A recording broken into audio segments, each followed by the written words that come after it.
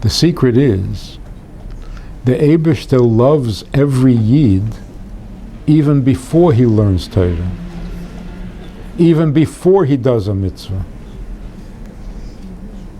What does the Eibishter really want? What is his ultimate taiva for which he created the whole world, to have a dira b'tachteinim, so that he can tell you how much he loves you, not how much he loves mitzvahs.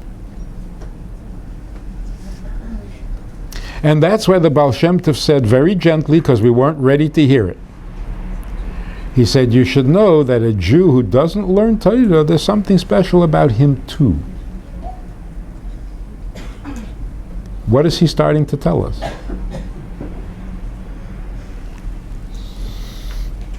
You're making a mistake. You think the Eibishter loves a Jew who does mitzvahs? The Eibishter loves a Jew, and that's why he gives him mitzvahs. So giving you mitzvahs doesn't mean, if you do this, then I'll love you. Doesn't mean that. What does it mean, Af al pi shechota Yisraelhu?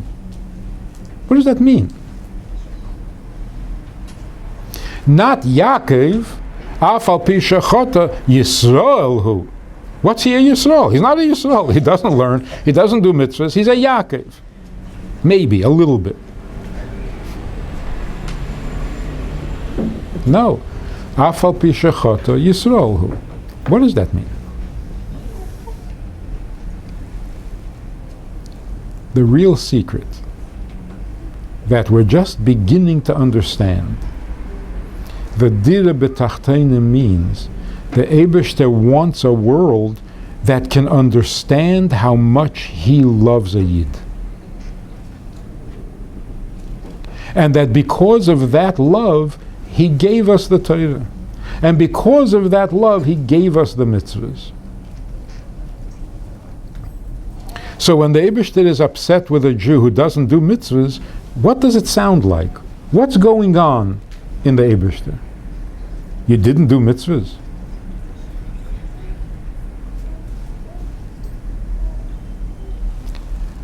If you love somebody very much, so you give them money that they should be able to take care of themselves, and they lose the money, what happens? You lost my money? I don't love you anymore. Really? That's what happens? I gave you the money because I love you, not money. So if you lose the money, I worry about you more. Now what are you going to do without money? The love doesn't get less. In some way, it gets more. I love two of my children. I give them both money. One of them has the money, is using it. The other one lost the money. Who do I worry about? The one who lost the money. But I'm not upset about the money. I'm worried for this child that I love. So, Af al pi shechata, you lost the money. Yisraelhu. I'm not upset about the money. I'm worried, what are you going to do now without money? You're not doing mitzvahs.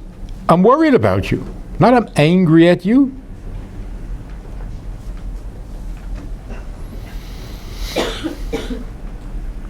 It's like, what is the most typical, the most traditional thing that a mother says to a child?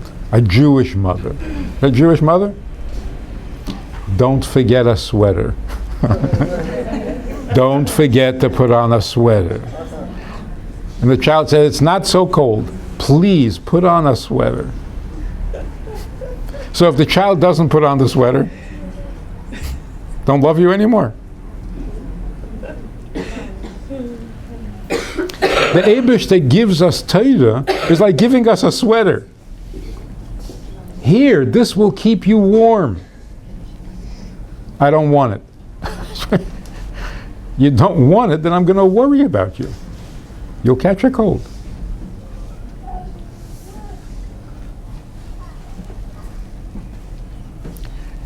If you would tell people today, Jews, the Eibishter loves every Jew, not because we're good and not because we're special and not because we do good, not because we're smart, not because we learn his Torah, and not because we're tzaddikim. He just loves Jews more than anything else. You know what people would say?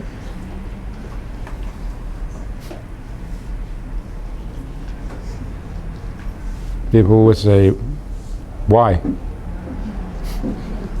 Why? Or, why only Jews? That's what Jews say. Yeah, why only Jews? What about Goyim? You say to non-Jews, God loves Jews more than anything else, they say, yeah, I read about that. You're the chosen people, I know. But when you tell a Jew, the Jew says, why? So I can imagine if your husband says to you, I love you more than anyone else in the whole world. And you say, and what about my sister?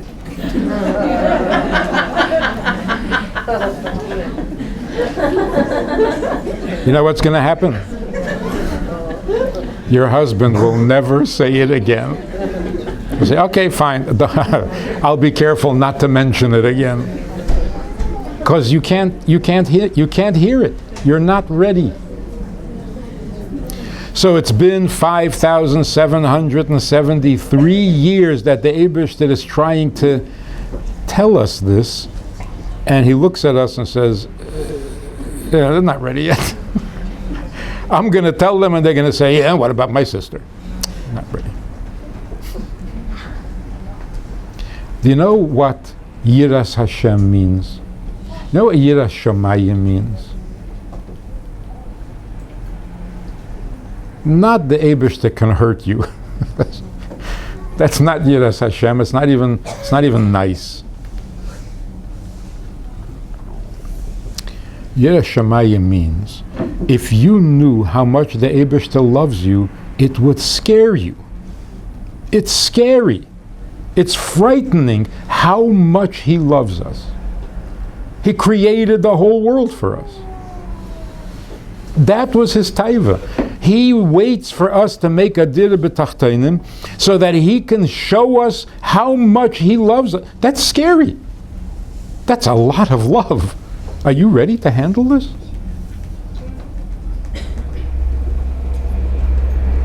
What's so scary about it? Why is it scary when somebody tells you, I love you very much? Why isn't that just nice? Somebody says, I love you so much. You say, yeah. I understand that. I love myself too. What's so scary? If somebody important says, I love you very much, it's scary. Because can you love him back? If that's how much he loves you, can you do this? Can you participate in this ahava? Scary. I don't think so. Can we love him the way he loves us? Whoa. With your whole heart. How big is your heart? 6 inches. So he loves you so much that he creates the whole world and waits for a dira b'tachteinim so that he can show you how much he loves you, and you love him with all your heart. Come on. That's scary. No, so love him with all your soul. Oh, that's better. Not just that, with all your, with your money. With all your money. This is a relationship. The Eibishter loves you bli gvul, and you love him back with all your money. All your money is not bli gvul. No matter how much money you have, it's not bli gvul.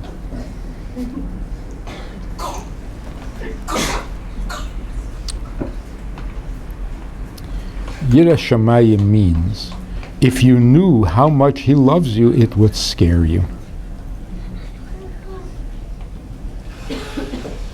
If you knew how much it bothers him when you don't respond to him, when you forget about him, you would be too scared to ever forget.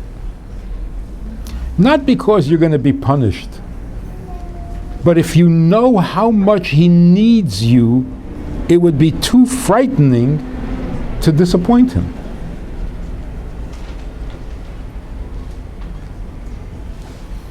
So what's going to happen? Rambam says, when Mashiach comes, one of the first things Mashiach is going to do is Yakuf Kol Yisrael Leilech Bo Lachazek Bitka. The first thing Mashiach is going to do is force us to be good. Yakuf Kol Yisrael. Kfiyah. He's going to force us to behave ourselves. So there are two problems here. Number one, are we that bad? After all the years of Golus, after Tshuva, after Hafatzas Hamayonis, after the Gili of Baal Shem Tov, and all the Rabbeim, what Mashiach going to do? Force us to be good. We're impossible. That's Mashiach's job. To force us. Second question is, if you're going to force us to be good, so why have you waited so long? You could have forced us 1,000 years ago. You have to wait another 1,000 years to force me? And besides, how can you take away Bechira? What do you mean force me? So what happened to the whole plan of Bechira?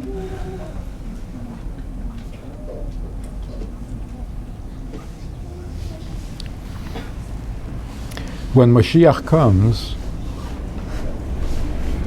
the secret, the Eibishter's secret, will be revealed. What do people mean when they say in the song, in the davening, Nafshi chamda b'tzeil yodecha, lo da'as kol roz seidecha. What are we talking about? I can't wait to see your secrets. What secrets? What are we talking about?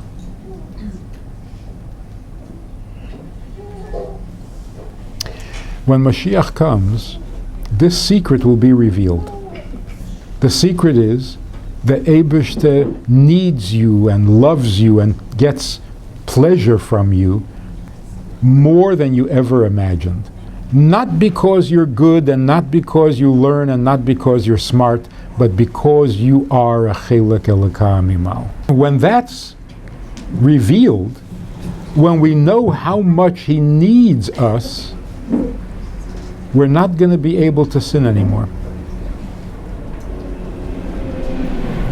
If you know that somebody needs you and cares about you and loves you that much, you can't hurt him anymore. You can't. Not because your Bechira was taken away. You can still choose. But it's just ridiculous to think that you're going to hurt somebody who cares about you so much. That's what Yakuf Kol Yisrael means. Mashiach will reveal the emes, and then could you ever hurt him again?